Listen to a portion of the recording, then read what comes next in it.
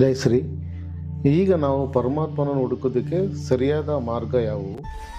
ಹಾಗೆ ಎಷ್ಟೊಂದು ಜನ ಸರಿಯಾದ ಮಾರ್ಗ ಗೊತ್ತಿಲ್ಲದೆ ಹಣ ಮತ್ತು ಸಮಯವನ್ನು ವ್ಯರ್ಥ ಮಾಡಿರ್ತಾರೆ.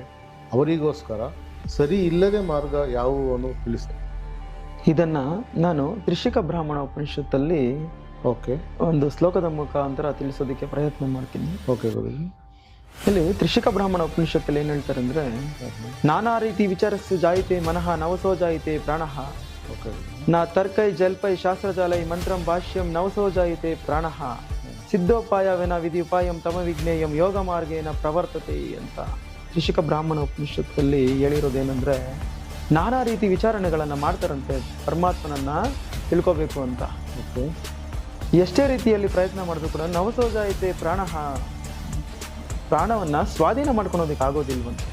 ಓಕೆ ಗುರುಜಿ. ಪ್ರಾಣವನ್ನ ಸ್ವಾಧೀನ ಮಾಡ್ಕೊಂಡ್ರೆ ಮನಸ್ಸು ಸ್ವಾಧೀನ ಆಗತ್ತೆ. ಮನಸ್ಸು ಸ್ವಾಧೀನ ಮಾಡ್ಕೊಂಡ್ರೆ ಇಂದ್ರಿಯಗಳು ಸ್ವಾಧೀನ ಆಗತ್ತೆ. ಓಕೆ ಗುರು. ಭಾಷ್ಯಂ ಅಂದ್ರೆ ಅನೇಕವಾಗಿರುವಂತಹ ಮತ್ತು ಪದಾರ್ಥಗಳು, ಓಕೆ ಗುರು. ಅಭಿನಿ, ಗಂಜಾಯ, ಓ ಈ ಥರ ಮತ್ತು ಪದಾರ್ಥಗಳನ್ನೆಲ್ಲ ಏನೇನು ಸೇವಿಸ್ತಾರಂತೆ, ಸೇವಿಸಿ ಅದರಿಂದ ಮತ್ತಿಂದ ಪ್ರಾಣವನ್ನ ಸ್ವಾಧೀನ ಮಾಡ್ಕೋಬಹುದು ಅಂತೇಳಿ ಅನೇಕವಾಗಿರುವಂತಹ ಈ ಗಂಜಾಯ, ಈ ಏನೇನೋ ಇವೆಲ್ಲ ಸೇವನೆ ಮಾಡ್ತಾರಂತೆ. ಓಕೆ. ಇದರಿಂದ ಕೂಡ ನಾವು ಪ್ರಾಣವನ್ನು ಸ್ವಾಧೀನ ಮಾಡ್ಕೊಳ್ಳೋದಕ್ಕೆ ಆಗೋದಿಲ್ಲ. ಮತ್ತೆ ಯಾವುದರಲ್ಲಿ ಸ್ವಾಧೀನ ಮಾಡ್ಕೋಬಹುದು? ಅದಕ್ಕೆ ಏನಾದರೂ ಉಪಾಯ ಇದೆಯಾ? ಸಿದ್ಧೋಪಾಯವಿನ ವಿಧಿ ಉಪಾಯಂ ತಮ ವಿಜ್ಞೇಯಂ ಯೋಗ ಮಾರ್ಗೇನ ಪ್ರವರ್ತತೆ ಅಂತ ಹೇಳಿದ್ರು. ಈಗ ಆಧ್ಯಾತ್ಮದಲ್ಲಿ ಇರುವವರಿಗೆ, ಆಮೇಲೆ ಆಧ್ಯಾತ್ಮಿಕ ಸಾಧನೆ ಮಾಡುವವರಿಗೆ ತುಂಬ ಪವರ್ಫುಲ್ ಮಾರ್ಗ ಯಾವುದು ಅಂತ ತಿಳಿಸ್ತೀರಾ? ಇದನ್ನ ಪಠತಾಂ ಶ್ರೋಣಿತಾಂ ಶೈವಂ ವಿಷ್ಣುರ್ ಮಹತ್ವಂ ಓಕೆ ಅಷ್ಟಾದಶ ಪುರಾಣಾನಿ ದಶ ವ್ಯಾಕರಣಾನಿ ಕ್ಷಣಮಾತ್ರಸ್ಯ ಯೋಗಸ್ಯ ಕಳನಾಂ ರಹಿತ ಷೋಡಸ್ಯ ಅಂತೇಳಿ ಸ್ವಾಮಿ ಉತ್ತರಗೀತೆಯಲ್ಲಿ ಹೇಳ್ತಾರೆ. ಓಕೆ ಅಂದ್ರೆ ಶ್ರುತಿಗಳು ಪಠತಾಂ ಶ್ರೋಣಿತಾಂ, ಶ್ರುತಿ ವೇದಗಳನ್ನ, 4 ವೇದಗಳನ್ನ ಪಠನೆಯನ್ನ ಮಾಡ್ತಾರಂತೆ.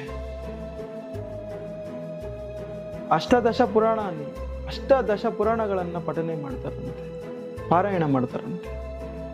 ಓಕೆ. ದಶ ವ್ಯಾಕರಣ ಪಂಡಿತರು ಆದ್ರೂ ಕೂಡ ಕ್ಷಣ ಮಾತ್ರಸ್ಯ ಯೋಗಸ್ಯ ಅಂದ್ರೆ ಒಂದು ಕ್ಷಣ ಕಣ್ಣು ಮುಚ್ಚಿ ಕಣ್ಣು ತೆಗೆಯಷ್ಟು ಯೋಗ ನಿಷ್ಠೆಯಲ್ಲಿ ಯಾರಿರ್ತಾರೋ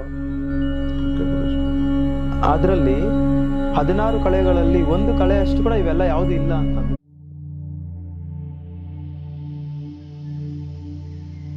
ನಮಸ್ತೆ. ಜೈ ಶ್ರೀ. ಈಗ ನಾವು ಪರಮಾತ್ಮನ ಹುಡುಕೋದಕ್ಕೆ ಸರಿಯಾದ ಮಾರ್ಗ ಯಾವುವು? ಹಾಗೆ ಎಷ್ಟೊಂದು ಜನ ಸರಿಯಾದ ಮಾರ್ಗ ಗೊತ್ತಿಲ್ಲದೆ ಹಣ ಮತ್ತು ಸಮಯವನ್ನು ವ್ಯರ್ಥ ಮಾಡಿರ್ತಾರೆ. ಅವರಿಗೋಸ್ಕರ ಸರಿ ಇಲ್ಲದೆ ಮಾರ್ಗ ಯಾವುವನ್ನು ತಿಳಿಸ್ತೀರಾ?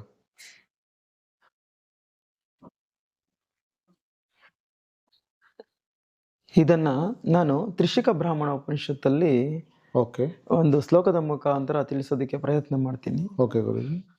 ಇಲ್ಲಿ ತ್ರಿಷಿಕ ಬ್ರಾಹ್ಮಣ ಉಪನಿಷತ್ತಲ್ಲಿ ಏನ್ ಹೇಳ್ತಾರೆ ಅಂದ್ರೆ, ನಾನಾ ರೀತಿ ವಿಚಾರಸ್ಸು ಜಾಯಿತೆ ಮನಃ ನವಸೋ ಜಾಯಿತೆ ಪ್ರಾಣಃ ಓಕೆ ಗುರುಜಿ. ನಾ ತರ್ಕೈ ಜಲ್ಪೈ ಶಾಸ್ತ್ರಜಾಲೈ ಮಂತ್ರಂ ಭಾಷ್ಯಂ ನವಸೋ ಜಾಯಿತೆ ಪ್ರಾಣಃ ಸಿದ್ಧೋಪಾಯವೇನ ವಿಧಿ ಉಪಾಯಂ ತಮ ವಿಜ್ಞೇಯಂ ಯೋಗ ಮಾರ್ಗೇನ ಪ್ರವರ್ತತೆ ಅಂತ ತ್ರಿಷಿಕ ಬ್ರಾಹ್ಮಣ ಉಪನಿಷತ್ತಲ್ಲಿ ಹೇಳಿರೋದೇನೆಂದ್ರೆ, ನಾನಾ ರೀತಿ ವಿಚಾರಣೆಗಳನ್ನ ಮಾಡ್ತಾರಂತೆ ಪರಮಾತ್ಮನನ್ನ ತಿಳ್ಕೋಬೇಕು ಅಂತ. ಓಕೆ ಎಷ್ಟೇ ರೀತಿಯಲ್ಲಿ ಪ್ರಯತ್ನ ಮಾಡಿದ್ರು ಕೂಡ ನವಸೋ ಜಾಯಿತೆ ಪ್ರಾಣಃ, ಪ್ರಾಣವನ್ನ ಸ್ವಾಧೀನ ಮಾಡ್ಕೊಳೋದಕ್ಕೆ ಆಗೋದಿಲ್ವಂತೆ. ಓಕೆ ಗುರುಜಿ. ಪ್ರಾಣವನ್ನ ಸ್ವಾಧೀನ ಮಾಡ್ಕೊಂಡ್ರೆ ಮನಸ್ಸು ಸ್ವಾಧೀನ ಆಗತ್ತೆ. ಮನಸ್ಸು ಸ್ವಾಧೀನ ಮಾಡ್ಕೊಂಡ್ರೆ ಇಂದ್ರಿಯಗಳು ಸ್ವಾಧೀನ ಆಗತ್ತಂತೆ. ಓಕೆ ಗುರು. ಹಾಗಾಗಿ ನಾನಾ ರೀತಿ ವಿಚಾರಣೆಗಳನ್ನ ಮಾಡ್ತಾರಂತೆ. ಓಕೆ. ನಾ ತರ್ಕೈ ಅನೇಕವಾಗಿರುವಂತಹ ಒಂದಷ್ಟು ವಿಷಯಗಳು ಅಲ್ಲಿ ಇಲ್ಲಿ ನೋಡಿ ತಿಳ್ಕೊಂಡು ಅಸ್ತಮಾನ ತರ್ಕಗಳನ್ನ ಮಾಡ್ತಾ ಇರ್ತಾರಂತೆ. ಓಕೆ ಗುರು. ಅದರಿಂದ ಏನು ಪ್ರಯೋಜನ ಇಲ್ಲ ಅಂತ. ನಾ ಜಲ್ಪೈ ಅನೇಕವಾಗಿರುವಂತಹ ಉಪಾಯಗಳನ್ನ ಮಾಡ್ತಾರಂತೆ. ಓಕೆ ಗುರು. ಏನೇನೋ ಉಪಾಯಗಳನ್ನ ಹುಡುಕಿ ತಲೆ ಕೆಳಗಡೆ ಹಾಕಿ ಕಾಲ್ ಮೇಲೆ ಎತ್ತಿದ್ರು ಕೂಡ ಪ್ರಾಣವನ್ನ ಸ್ವಾಧೀನ ಮಾಡ್ಕೊಳೋದಕ್ಕೆ ಆಗೋದಿಲ್ವಂತೆ. ಓಕೆ. ನಾ ಶಾಸ್ತ್ರಜಾಲೈ, ಈ ಲಲಿತ ಸಹಸ್ರನಾಮ, ವಿಷ್ಣು ಸಹಸ್ರನಾಮ, ಭಗವದ್ಗೀತೆ, ಶ್ರುತಿ ವೇದಗಳನ್ನ ತಿಳ್ಕೊಂಡು ನಾನಾ ರೀತಿ ಪಠನೆಗಳನ್ನ ಮಾಡ್ತಾರಂತೆ. ಓಕೆ ಗುರುಜಿ. ಅದರಿಂದ ಏನಾದ್ರೂ ಪ್ರಾಣವನ್ನ ಸ್ವಾಧೀನ ಮಾಡ್ಕೊಳೋದಕ್ಕೆ ಆಗುತ್ತೋ ಅಂತ ಹೇಳಿ, ಅದರಿಂದ ಕೂಡ ಪ್ರಾಣವನ್ನ ಸ್ವಾಧೀನ ಮಾಡ್ಕೊಳೋದಕ್ಕೆ ಆಗೋದಿಲ್ವಂತೆ. ಮಂತ್ರಂ ಅಂದ್ರೆ ಗುರುಗಳ ಹತ್ರ ಮಂತ್ರವನ್ನು ಕಲ್ತ್ಕೊಂಡ್ ಬಂದಿದ್ದೀನಿ, ನಾನು ಈ ಮಂತ್ರ ಪಠನೆ ಮಾಡ್ತೀನಿ, ಆ ಮಂತ್ರ ಪಠನೆ ಮಾಡ್ತೀನಿ, ನಾನು ಈ ಮಂತ್ರವನ್ನ ಸಿದ್ಧಿ ಮಾಡ್ಕೊಂಡಿದ್ದೀನಿ, ನಾನು ಆ ಮಂತ್ರವನ್ನ ಸಿದ್ಧಿ ಮಾಡ್ಕೊಂಡಿದ್ದೀನಿ. ಓಕೆ ಗುರುಜಿ. ಅದನ್ನ ಪೂರ್ವ ಪಕ್ಷಕ್ಕೆ ಕಳಿಸ್ಬಿಟ್ರು ಕಿತ್ತಿ. ಓಕೆ. ಅದರಿಂದ ಯಾವುದೇ ಪ್ರಾಣವನ್ನ ವಶಿ ಮಾಡ್ಕೊಳಕ್ ಆಗೋದಿಲ್ಲ ಅಂತೇಳಿ. ಓಕೆ. ಭಾಷ್ಯಂ ಅಂದ್ರೆ ಅನೇಕವಾಗಿರುವಂತಹ ಮತ್ತು ಪದಾರ್ಥಗಳು, ಓಕೆ ಗುರುಜಿ. ಅಭಿನಿ, ಗಂಜಾಯ, ಓ, ಈ ತರ ಮತ್ತು ಪದಾರ್ಥಗಳನ್ನೆಲ್ಲ ಏನೇನು ಸೇವಿಸ್ತಾರಂತೆ, ಸೇವಿಸಿ ಅದರಿಂದ ಮತ್ತಿಂದ ಪ್ರಾಣವನ್ನ ಸ್ವಾಧೀನ ಮಾಡ್ಕೋಬಹುದು ಅಂತೇಳಿ ಅನೇಕವಾಗಿರುವಂತಹ ಈ ಗಂಜಾಯ, ಈ ಏನೇನೋ ಇವೆಲ್ಲ ಸೇವನೆ ಮಾಡ್ತಾರಂತೆ. ಓಕೆ. ಇದರಿಂದ ಕೂಡ ನಾವು ಪ್ರಾಣವನ್ನ ಸ್ವಾಧೀನ ಮಾಡ್ಕೊಳ್ಳೋದಕ್ಕೆ ಆಗೋದಿಲ್ಲ.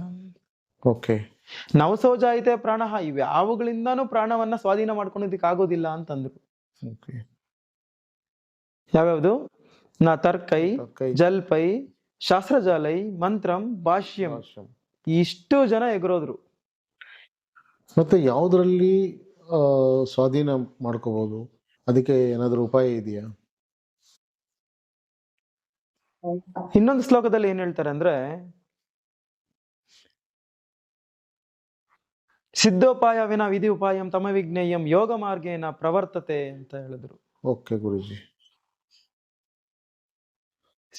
ಸಾಧನೆ ಮಾಡಿ ಸಿದ್ಧಿಯನ್ನ ಪಡೆದಿರುವಂತ ಸಿದ್ಧರುಗಳ ಹತ್ರ ಹೋಗಿ ಇದಕ್ಕೆ ಉಪಾಯವನ್ನ ಕೇಳಿದ್ರೆ, ಆ ಸಾಧನೆ ಮಾಡಿ ಸಿದ್ಧಿಯನ್ನ ಪಡೆದಿರ್ಬೇಕು. ಓಕೆ. ಅವ್ರು ಏನು ಸಿದ್ಧಿಯನ್ನ ಪಡೆದಿರ್ತಾರ ಅದನ್ನೇ ಇತರರಿಗೂ ಹೇಳ್ಕೊಡ್ಬೇಕು. ಓಕೆ. ಅದು ಏನಾಗಿರ್ಬೇಕು? ಯೋಗ ಮಾರ್ಗೇನ ಪ್ರವರ್ತತೆ ಅಂತಂದ್ರು. ಅದು ಕೂಡ ಯೋಗ ಮಾರ್ಗನೇ ಆಗಿರ್ಬೇಕು, ಬೇರೆ ಮಾರ್ಗಗಳಾಗಿರ್ಬಾರ್ದು. ಓಕೆ.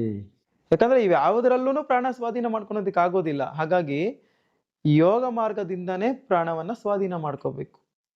ಈಗ ಆಧ್ಯಾತ್ಮದಲ್ಲಿ ಇರುವವರಿಗೆ, ಆಮೇಲೆ ಆಧ್ಯಾತ್ಮಿಕ ಸಾಧನೆ ಮಾಡುವವರಿಗೆ ತುಂಬಾ ಪವರ್ಫುಲ್ ಮಾರ್ಗ ಯಾವುದು ಅಂತ ತಿಳಿಸ್ತೀರಾ? ಪಠತಾಂ ಶ್ರೋಣಿತಾಂ ಶೈವಂ ವಿಷ್ಣುರ್ ಮಹತ್ವಂ. ಓಕೆ. ಅಷ್ಟದಶ ಪುರಾಣಾನಿ ದಶ ವ್ಯಾಕರಣಾನಿ ಕ್ಷಣಮಾತ್ರಸ್ಯ ಯೋಗಸ್ಯ ಕಳನಾಂ ರಹಿತ ಷೋಡಸ್ಯ ಅಂತೇಳಿ ಸ್ವಾಮಿ ಉತ್ತರಗೀತೆಯಲ್ಲಿ ಹೇಳ್ತಾರೆ. ಓಕೆ. ಅಂದ್ರೆ ಶ್ರುತಿಗಳು, ಪಠತಾಂ ಶ್ರೋಣಿತಾಂ, ಶ್ರುತಿ ವೇದಗಳನ್ನ, 4 ವೇದಗಳನ್ನ ಪಠನೆಯನ್ನ ಮಾಡ್ತಾರಂತೆ. ಅಷ್ಟದಶ ಪುರಾಣಾನಿ, ಅಷ್ಟದಶ ಪುರಾಣಗಳನ್ನ ಪಠನೆ ಮಾಡ್ತಾರಂತೆ, ಪಾರಾಯಣ ಮಾಡ್ತಾರಂತೆ. ಓಕೆ. ದಶ ವ್ಯಾಕರಣ ಪಂಡಿತರಾದ್ರೂ ಕೂಡ ಕ್ಷಣ ಮಾತ್ರಸ್ಯ ಯೋಗಸ್ಯ ಅಂದ್ರೆ ಒಂದು ಕ್ಷಣ ಕಣ್ಣು ಮುಚ್ಚಿ ಕಣ್ಣು ತೆಗೆಯಷ್ಟು ಯೋಗ ನಿಷ್ಠೆಯಲ್ಲಿ ಯಾರಿರ್ತಾರೋ ಅದರಲ್ಲಿ 16 ಕಳೆಗಳಲ್ಲಿ 1 ಕಳೆ ಅಷ್ಟು ಕೂಡ ಇವೆಲ್ಲ ಯಾವುದು ಇಲ್ಲ ಅಂತ ಅಂದ್ಬಿಟ್ರು. ಶಾಸ್ತ್ರಗಳು, ಗ್ರಂಥಗಳು, ಪುರಾಣಗಳು ಎಲ್ಲನೂ ಪೂರ್ವ ಪಕ್ಷ ಕಳಿಸ್ಬಿಟ್ರು. ಯೋಗಕ್ಕೆ ಅಷ್ಟು ಪ್ರಾರಿಟಿಯನ್ನ ಕೊಟ್ರು ಶ್ರೀಕೃಷ್ಣ ಪರಮಾತ್ಮ. ಶ್ರೀಕೃಷ್ಣ ಪರಮಾತ್ಮ ಒಬ್ಬ ಯೋಗಿ ಪುರುಷ ಆತ. ಹಾಗಾಗಿ ನಾವು ಈ ಶ್ಲೋಕದ ಮುಖಾಂತರ ತಿಳ್ಕೊಬೇಕಾಗಿರೋದೇನು ಅಂತಂದ್ರೆ, ಯೋಗ ಸಾಧನೆ ಗೊತ್ತಿರೋರು ಸಮಯ ವ್ಯರ್ಥ ಮಾಡದೆ ಸದಾ ಯೋಗ ಸಾಧನೆಯಲ್ಲಿ ತಮ್ಮನ್ನ ತೊಡಗಿಸ್ಕೊಂಡು ಸಾಧನೆಯಲ್ಲಿ ಮುಂದಕ್ಕೆ ಹೋಗ್ಬೇಕು. ಯಾಕಂದ್ರೆ ಮಾನವನ ಜನ್ಮ ತುಂಬಾ ದುರ್ಲಭ. ಈ ಸಿಕ್ಕಿರುವಂತಹ ಜನ್ಮವನ್ನ ವ್ಯರ್ಥ ಮಾಡದೆ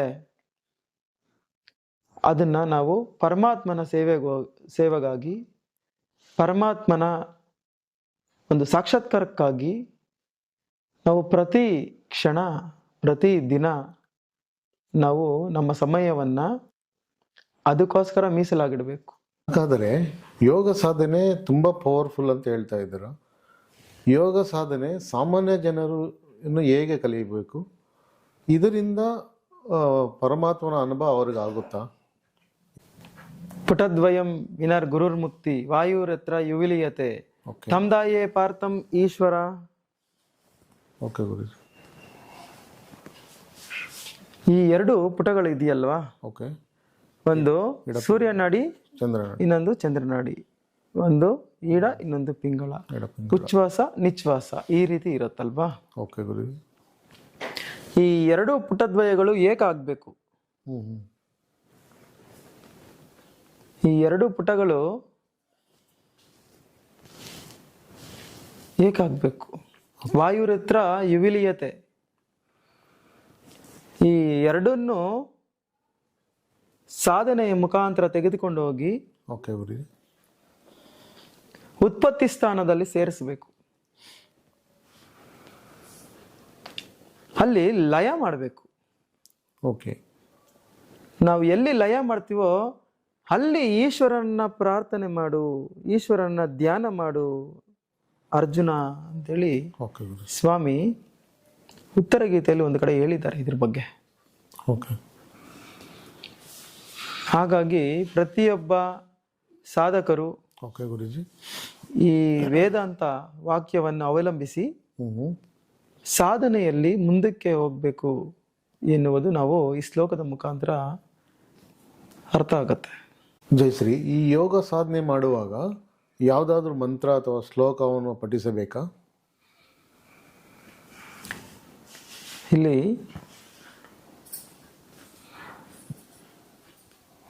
ಯೋಗಶಿಖ ಉಪನಿಷತ್ತಲ್ಲಿ ಒಂದು ಶ್ಲೋಕದಲ್ಲಿ ಏನು ಹೇಳಿದ್ದಾರೆ ಅಂದರೆ, ಹಂಸ ಹಂಸೇತಿ ಮಂತ್ರೋಯಂ ಸರ್ವಜೀವಿ ಜಪಿತೆ ಸದಾ ಗುರುವಾಕ್ಯಯಂ ಸುಷುಮ್ನಾಯಂ ವಿಪರೀತಂ ಜಪೆ ಅಂತ ಹೇಳಿದ್ದಾರೆ. ಓಕೆ ಗುರುಜಿ. ಅಂದ್ರೆ ಪ್ರತಿಯೊಂದು ಜೀವಿಯಲ್ಲೂ ನಮ್ಮೊಳಗಡೆನೆ 24 ಗಂಟೆಗಳಿಗೆ 21,600 ಬಾರಿ ಜಪ ನಡೀತಾ ಇದೆ. ಸೊ ಹಂ ಸೊ ಹಂ ಅಂತ 24 ಗಂಟೆಗಳಿಗೆ 21,600 ಬಾರಿ ಜಪಗಳು ನಡೀತಾ ಇದೆ. ಇನ್ನ ಮಂತ್ರಗಳು ಅಂತ ಅವೆ. ಓಕೆ ಗುರುಜಿ. ಇದರಿಂದ ಏನು ಪ್ರಯೋಜನ ಇಲ್ಲ. ಯಾಕಂದ್ರೆ ಎಲ್ಲ ಮಂತ್ರಗಳಿಗೂ ಮೂಲ ಓಕೆ ಗುರುಜಿ. ಗಾಯತ್ರಿ. ಓಕೆ. ಗಾಯತ್ರಿ ಮಂತ್ರ ಮೂಲ ಅಜಪ ಗಾಯತ್ರಿ. ಓಕೆ. ಈ ನಮ್ಮಲ್ಲೇ ಅಜಪ ಗಾಯತ್ರಿ ನಡೀತಾ ಇದೆ. ನಾವು ಜಪ ಮಾಡೋ ಅವಶ್ಯಕತೆ ಇಲ್ಲ ಇಲ್ಲಿ. ಓಕೆ. ಯಾಕಂದ್ರೆ ಒಳಗಡೆನೆ ಜಪ ನಡೀತಾ ಇರ್ಬೇಕಾದ್ರೆ ನಾವು ಅದನ್ನ ಸಪರೇಟ್ ಆಗಿ ಜಪ ಮಾಡುವಂತ ಅವಶ್ಯಕತೆ ಏನು ಇಲ್ಲ ಯಾವುದೇ ಮಂತ್ರಗಳನ್ನ. ಓಕೆ. ಆ ನಡೀತಾ ಇರುವಂತಹ ಕುಂಡಲಿನಿ ಶಕ್ತಿಯನ್ನ ಓಕೆ ಗುರುಜಿ. ನಾವು ಅಂತರ್ಮದನವನ್ನ ಮಾಡಿ ಅದನ್ನ ನಾವು ಊರ್ಧ ಸ್ಥಾನಕ್ಕೆ ತೆಗೆದುಕೊಂಡು ಹೋಗ್ಬೇಕು. ಓಕೆ. ಅಂದ್ರೆ ಅಂತರ್ಮದನವನ್ನ ಮಾಡಿ ಉತ್ಪತ್ತಿ ಸ್ಥಾನಕ್ಕೆ ತೆಗೆದುಕೊಂಡು ಹೋಗ್ಬೇಕು. ಓಕೆ. ಆಗ ನಮಗೆ ಅಲ್ಲಿ ನಾವು ಪರಮಾತ್ಮನನ್ನ ಸಾಕ್ಷಾತ್ಕಾರ ಮಾಡಬಹುದು. ಓಕೆ. ಯೋಗ ಸಾಧನೆಯಲ್ಲಿ ಇದೇ ನಡೆಯುತ್ತೆ. ಯೋಗ ಸಾಧನೆಯಲ್ಲಿ ಯಾವುದೇ ಮಂತ್ರಗಳು, ಶ್ಲೋಕಗಳು, ಬೇರೆ ಬೇರೆ ರೀತಿಯಾಗಿರುವಂತಹ ಶಬ್ದಗಳು ಇರೋದಿಲ್ಲ. ಓಕೆ. ಇಂದಿನ ಸಂಚಿಕೆಯಲ್ಲಿ ಹೇಳಿರೋ ರೀತಿಯಲ್ಲಿ ಶಬ್ದದಿಂದ ನಿಶಬ್ದ ಕಡೆಗೆ ಹೋಗ್ತೀವಿ. ನಾವು ಕ್ರಿಯೆ ಮಾಡಬೇಕಾದ್ರೆ ಶಬ್ದದಲ್ಲಿ ಶುರು ಮಾಡ್ತೀವಿ. ಕ್ರಿಯೆ ಮುಗ್ದಾದ ಮೇಲೆ ನಿಶಬ್ದ ಕಡೆಗೆ ಹೋಗುತ್ತೆ. ಆ ನಿಶಬ್ದದ ಕಡೆಗೆ ಹೋದ್ಮೇಲೆ ಆಗ ಮನಸ್ಸು ಅಮನಸ್ಕವಾಗುತ್ತೆ. ಓಕೆ ಗುರುಜಿ. ಅಮನಸ್ಕಕ್ಕೆ ಹೋದ್ಮೇಲೆ ಆಗ ನಮ್ಮ ಪ್ರಮೇಯ ಏನು ಇರೋದಿಲ್ಲ. ಅಲ್ಲಿ ಆ ಈಶ್ವರನ ಅನುಗ್ರಹ ಧನ್ಯವಾದಗಳು ಗುರುಜಿ. ಆತ್ಮ ನಮಸ್ತೆ. ಮತ್ತಷ್ಟು ಗುರುವಿನ ಜ್ಞಾನದೊಂದಿಗೆ ಮುಂದಿನ ಸಂಚಿಕೆಯಲ್ಲಿ ಸಿಗೋಣ ಅಂತ ಹೇಳುತ್ತಾ, ನಿಮ್ಮ ವಾಹಿನಿ SMS ವಾಹಿನಿ.